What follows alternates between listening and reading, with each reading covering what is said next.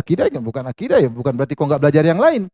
Harus juga belajar, karena itu akan kau geluti. Apa yang akan kau geluti, kau harus belajar. Hukumnya jadi fardu ain. Beda kalau kau tidak ada uang, tidak bayar zakat, ya sudah, kau nggak usah belajar fikih zakat. Yang punya duit yang belajar fikih zakat. Contoh maksudnya. Contoh muamalah, misalnya mau kawin, mau nikah. Harus belajar fikih nikah. Kalau kamu nggak mau nikah, ya nggak usah belajar. Santai aja, jomblo abadi, sudah. Jomblo platinum. Kalau mau menikah, belajar fikih tentang fikih nikah, syarat-syaratnya, rukun-rukunnya. Tidak detail, tapi global. Yang penting antum tahu bahwasanya saya nikah sah. Terus apa hak istri, hak suami? Kan kau akan menjalani kehidupan rumah tangga.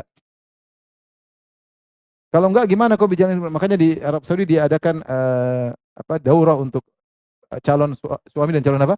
Istri. Karena itu ilmu yang terkadang terlupakan. Semangat-semangat nikah, uang cukup, tidak belajar.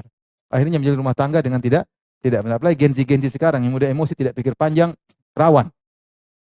Oleh karenanya orang yang berpingin nikah harus belajar fikih nikah. Apalagi mau poligami. Oh, hanya semangat doang. Punya ilmu aja nggak berani, apalagi terus semangat doang. Akhirnya kacau, rusak, tidak adil, masuk neraka.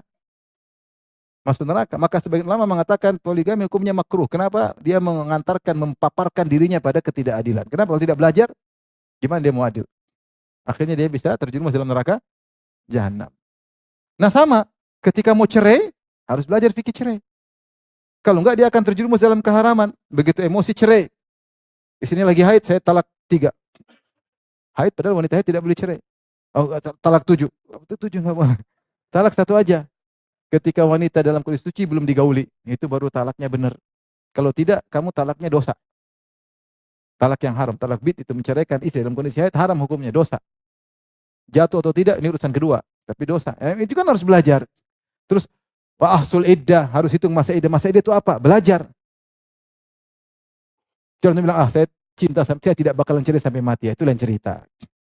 Ya, tapi kalau memang ada potensi untuk cerai atau mungkin kemungkinan ada cerai, belajar karena bisa jadi terjadi permasalahan sih, terjadi talak 1, talak 2, talak bain, rujuk. Ini semua ilmu harus dipelajari dalam rumah tangga agar dia tidak salah ketika hidup rumah tangga. Karena namanya potensi permasalahan itu ada. Meskipun soleh sama soleha. Zubair bin Awam menceraikan Asma binti Abi Bakar, sama-sama soleh dan soleha. Mungkin terjadi ada masalah tertentu, dia cerai. Tidak harus kemudian perceraian berarti satunya buruk. Enggak harus. Bisa jadi cerai.